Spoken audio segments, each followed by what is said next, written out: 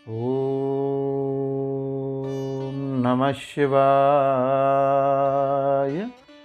श्री शिव महापुराण वायवी संहिता पूर्व खंड 24वां अध्याय।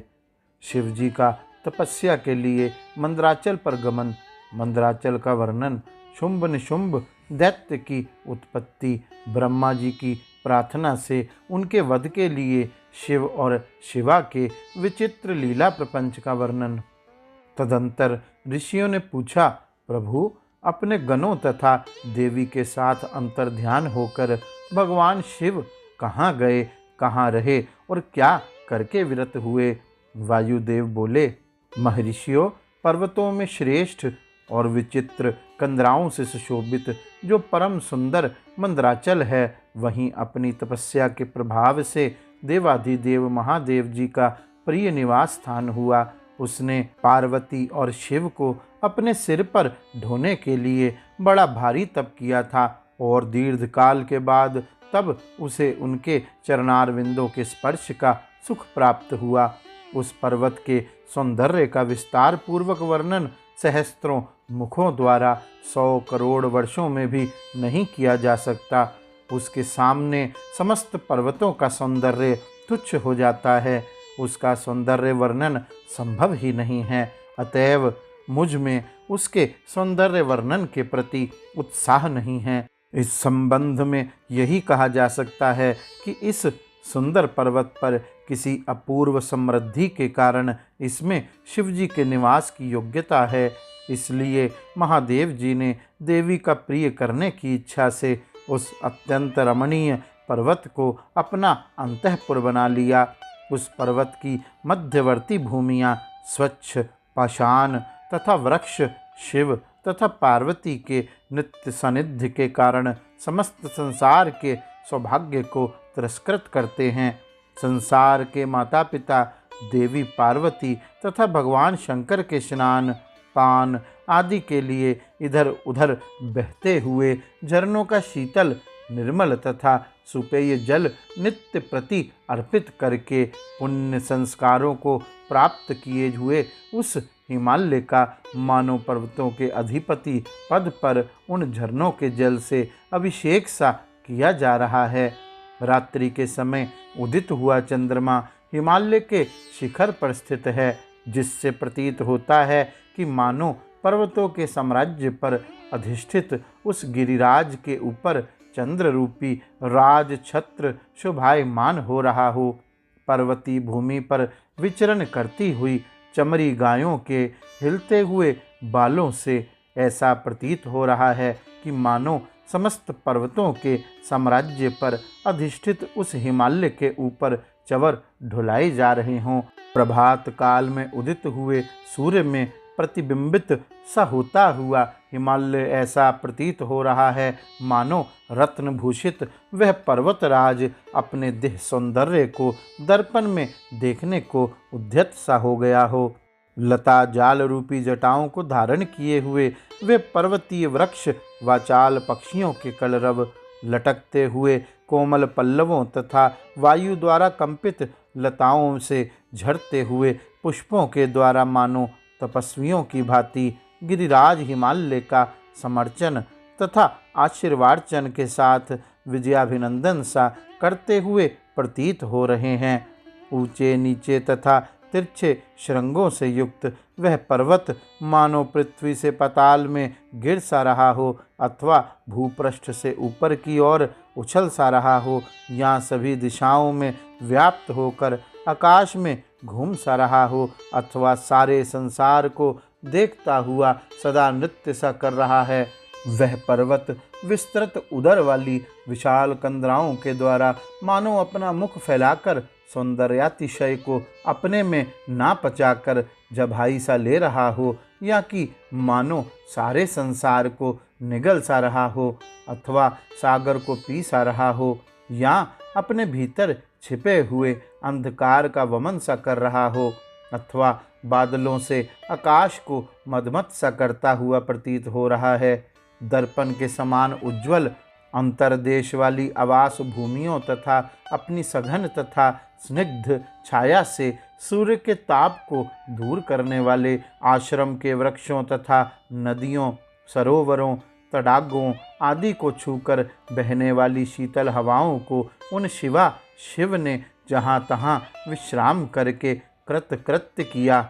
इस सर्वश्रेष्ठ पर्वत का स्मरण करके रैभ्य आश्रम के समीप स्थित हुए अंबिका सहित भगवान त्रिलोचन वहाँ से अंतर्ध्यान होकर चले गए। मंदराचल के उद्यान में पहुंचकर देवी सहित महेश्वर वहाँ की रमणीय तथा दिव्य अंतःपुर की भूमियों में रमण करने लगे।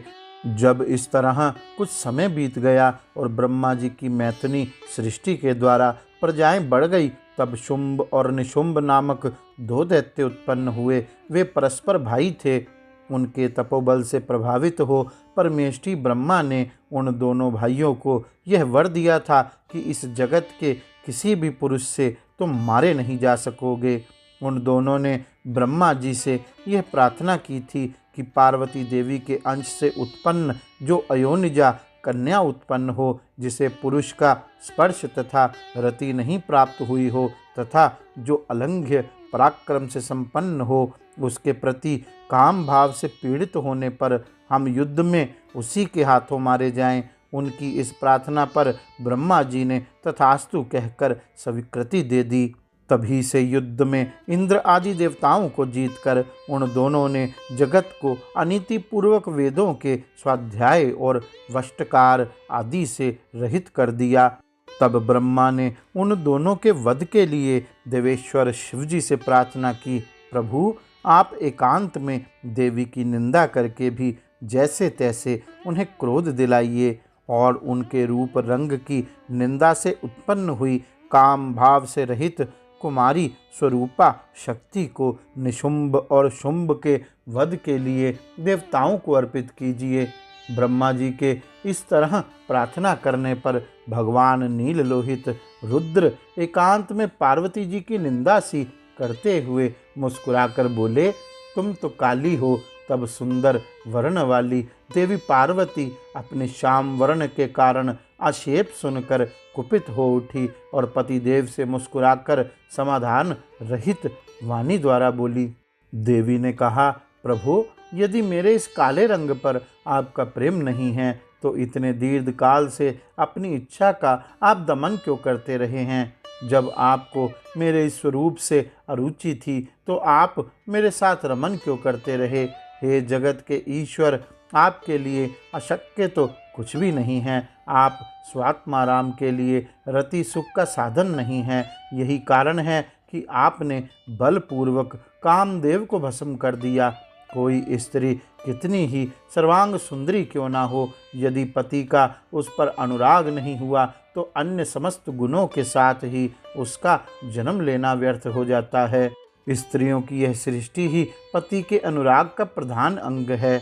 यदि वह उससे वंचित हो गई तो इसका और कहाँ उपयोग हो सकता है? इसलिए आपने एकांत में जिसकी निंदा की है उस वर्ण को त्याग कर अब मैं दूसरा वर्ण ग्रहण करूंगी अथवा स्वयं ही मिट जाऊंगी। ऐसा कहकर देवी पार्वती शैया से उठकर खड़ी हो गई और तपस्या के लिए दृढ़ निश्चय करके गदगद कंठ से जाने की आज्ञा मांगने लगी। इस प्रकार प्रेम भंग होने से भयभीत हो भूतनाथ भगवान शिव स्वयं भवानी के चरणों में मानो प्रणाम हेतु गिरते हुए से बोले। भगवान शिव ने कहा, प्रिय, मैंने क्रीड़ा या मनोविनोद के लिए यह बात कही है। मेरे इस अभिप्राय को ना जानकर तुम कुपित क्यों हो गई? यदि तुम पर मेरा प्रेम नहीं होगा तो और किस पर हो सकता है? तुम इस जगत की माता हो और मैं पिता तथा अधिपति हूँ। फिर तुम पर मेरा प्रेम न होना कैसे संभव हो सकता है? हम दोनों का वह प्रेम भी क्या कामदेव की प्रेरणा से हुआ है? कदापि नहीं, क्योंकि कामदेव की उत्पत्ति से पहले ही जगत की उत्पत्ति हुई है। कामदेव की सृष्टि तो मैंने साधारण लोगों की रति के लिए की है। ऐसी दशा में तुम मुझे कामदाह का उलाहना क्यों दे रही हो? कामदेव मुझे साधारण देवता के समान मानकर मेरा कुछ तिरस्कार करने लगा था, अतः मैंने उसे भस्म कर दिया। हम दोनों का यह लीला विहार भी जगत की रक्षा के लिए ही है। अतः उसी के लिए आज मैंने तुम्हारे प्रति यह परिहास युक्त बात कही थी। मेरे इस कथन की सत्यता तुम पर शीघ्र ही प्रकट हो जाएगी। तब भगवान शिव के उस क्रोधोत्पादक वचन को हृदय में विचार कर देवी ने कहना आरंभ किया। देवी ने कहा, भगवान, मैं पूर्व से ही आप द्वारा कहे गए चाटुकारितापूर्ण वचनों को सुनती आ रही हूँ। उन्हीं वचनों के कारण धैर्यशालिनी या कि अतीव बुद्धिमती होकर भी मैं आपके द्वारा ठगी जाती रही। पति के प्यार से वंचित होने पर जो नारी अपने प्राणों का भी परित्याग नहीं कर देती, वह कुलांगना और शुभ लक्षणा होने पर भी सत्पुरुषों द्वारा निंदित ही समझी जाती है। मेरा शरीर गौर वर्ण का नहीं है, इस बात को लेकर आपको बहुत खेद होता है। अन्यथा क्रीड़ा या परिहास में भी आपके द्वारा मुझे काली कलूटी कहा जाना कैसा संभव हो सकता था। मेरा कालापन आपको प्रिय नहीं है, इसलिए वह सत्पुरुषों द्वारा भी निंदित है। अतः तपस्या द्वारा इसका त्याग किए बिना अब मैं यहाँ रह नहीं सकती। शिव बोले, यदि अपनी क्षमता को लेकर तुम्हें इस तरह संताप हो रहा है तो इसके लिए तपस्या करने की क्या आवश्यकता है। तुम मेरी या अपनी इच्छा मात्र से ही दूसरे वर्ण से युक्त हो जाओ। देवी ने कहा, मैं आपसे अपने रंग का परिवर्तन नहीं चाहती, स्वयं भी इसे बदलने का संकल्प नहीं कर सकती। अब तो तपस्या द्वारा ब्रह्मा जी की आराधना करके ही मैं शीघ्र गोरी हो जाऊंगी। शिव बोले, महादेवी, पूर्व काल में मेरी ही कृपा से ब्रह्मा को ब्रह्म पद की प्राप्ति हुई थी, अतः तपस्या द्वारा उन्हें बुलाकर तुम क्या करोगी।